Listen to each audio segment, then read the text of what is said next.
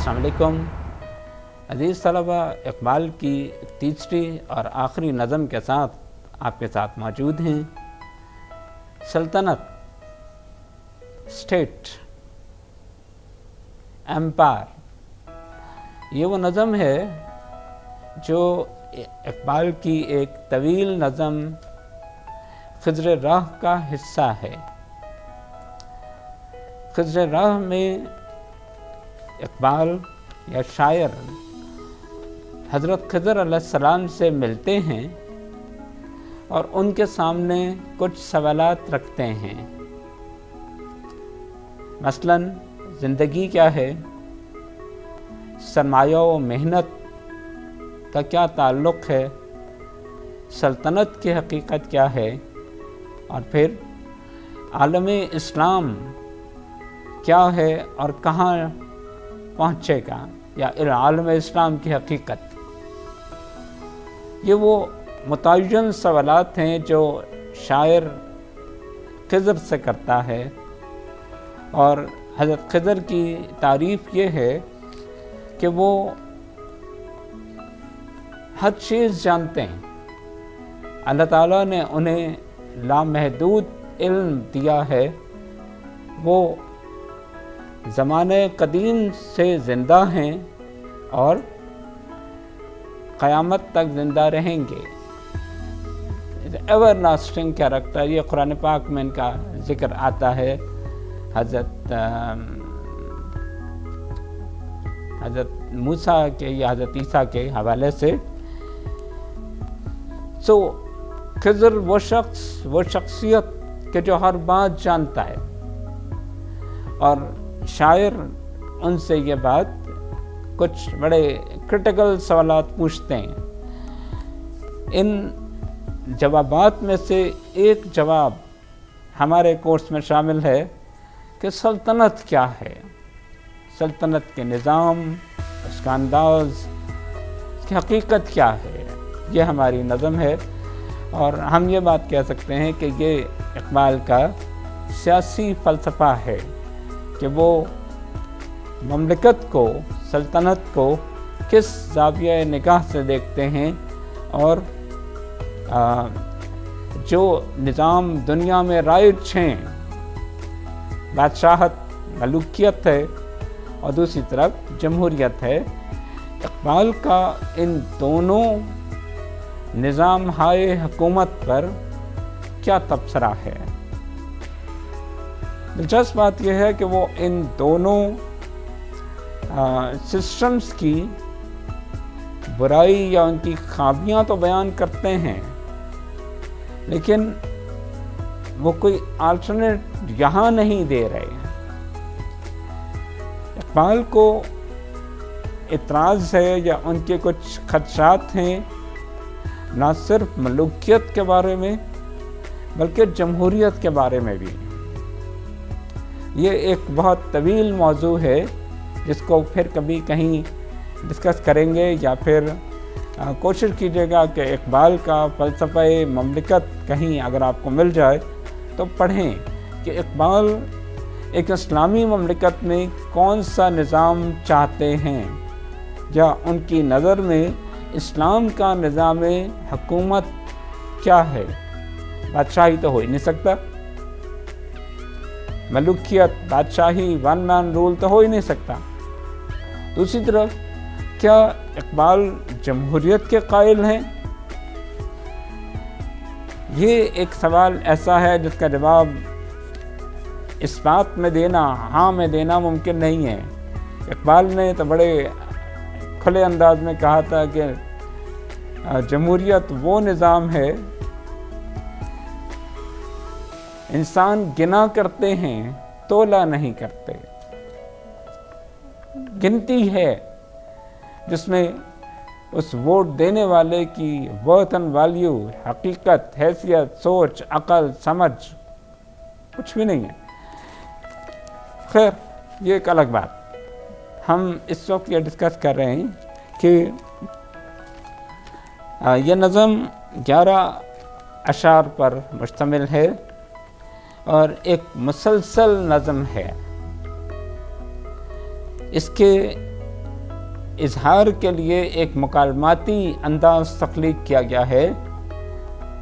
ہم نے یہ بات اقبال کی خصوصیات پڑھاتے ہوئے کہی تھی کہ مکالمہ، ڈائلاگ، افراد کے درمیان گفتگو، یہ اقبال کا ایک مسلسل انداز ہے۔ ان کی لاتعداد نظمیں ہیں کہ جو اس انداز کو لے کے چل رہی ہیں، اور اس میں سے ایک یہ ہے کہ جہاں شاعر کے متعین سوالات کا خضر جواب دیتے ہیں، اور جن موضوعات کو اس میں زیر بحث لایا گیا ہے اس میں بادشاہت یا ملوکیت کا تصور ہے، نو آبادیات کا، کولونائزیشن کا تصور موجود ہے، آزادی کے سراب کو ڈسکس کیا گیا ہے کہ جو لوگ اپنے آپ کو آزاد سمجھتے ہیں، افراد، اقوام، کیا وہ واقعی آزاد ہیں؟ اس کے بعد یہ بات کہی گئی ہے کہ وطن کیا ہے اور اس کی ماہیت کیا ہے، اس کی ضرورت کیا ہے یا نہیں ہے، اور پھر درمیان میں اللہ کی ربوبیت اور اس کے اقتدار اعلیٰ کے بارے میں ایک تصور آتا ہے، اور پھر ہم بات کرتے ہیں مغربی جمہوریت کی، یا جس کو آپ ڈیموکریسی کہتے ہیں، جمہوریت کہتے ہیں، اس نظام کے بارے میں اقبال کا تبصرہ سامنے آ گیا۔ یہاں پہ اس پوری نظم کے بارے میں یہ بات نوٹ کیجئے کہ یہاں اسلوب اقبال کا مشکل ہے۔ یہ تو ہر نظم میں ہے، سوائے ایک آرزو کے ایک حصے کے، ہم یہ کہتے ہیں کہ وہ ایک سادہ سی منظر کشی تھی، اس کے علاوہ اقبال ہے ہی مشکل شاعر، کیونکہ وہ فلسفہ بیان کرتا ہے، اس لیے تہ در تہ معنی ملتے ہیں، اور اقبال کو سمجھنے کے لیے، اس کو جاننے کے لیے آپ کے پاس تاریخ، قرآن، سیاسیات، یعنی ایک variety of knowledge, spectrum of know how ہو، تو پھر اقبال کی سوچ کسی حد تک ابھر کر سامنے آ سکتی ہے۔ یہاں پہ بھی آپ دیکھیں گے کہ وہ ایک مصرعے میں ایک سے زیادہ مطالب بیان کر رہے ہوں گے، لیکن اس کے ساتھ ساتھ اس بات پر بھی غور کیجیے گا کہ بڑا شاعر یا اقبال جیسا عظیم شاعر ہر زمانے میں تازہ ہے۔ یہ نظم آج سے کم از کم بھی 100 سال پہلے، 90 سال، 100 سال پہلے لکھی گئی، لیکن جب اس نظم کی معنویت کو ہم آج اس 21ویں صدی کی پہلی دہائی کے بعد اپنی دنیا پہ منطبق کرتے ہیں، وہ تب بھی سچ ہے۔ اگر نظم کو پڑھاتے ہوئے جو مثالیں میں آپ کو دوں گا وہ آج کی دنیا سے ہوں گی، اقبال کی 100 سال قدیم دنیا سے نہیں۔ یہی اقبال کی تازگی ہے، یہی اقبال کی بڑائی ہے کہ جو وہ اس وقت کہہ رہے تھے، وہ سچائی اتنی ابدی ہے، such an immortal truth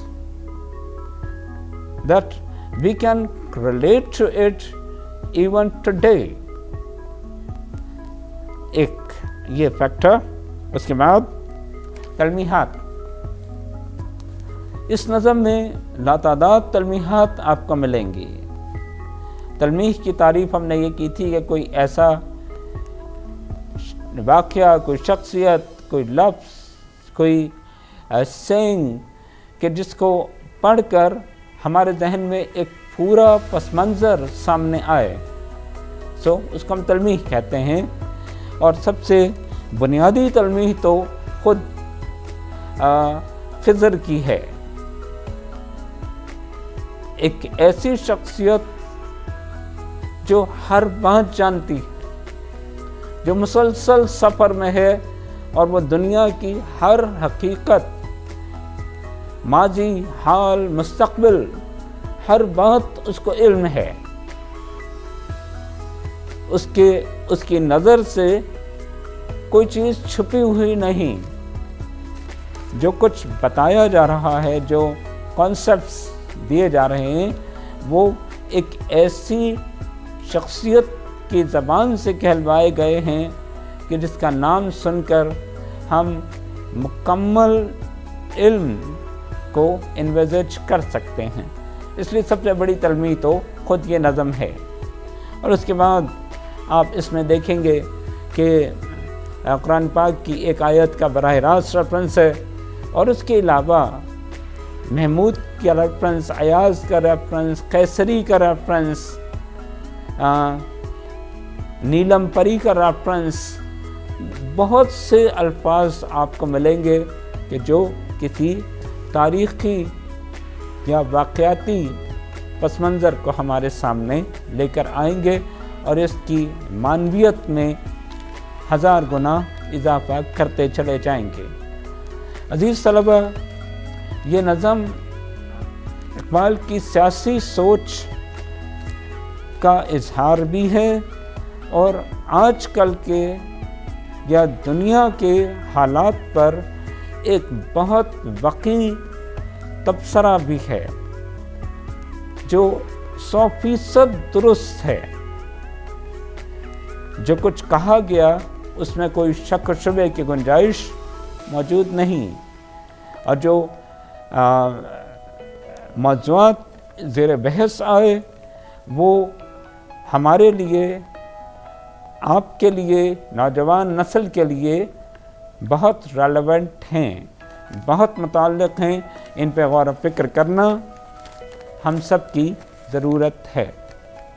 بہت شکریہ.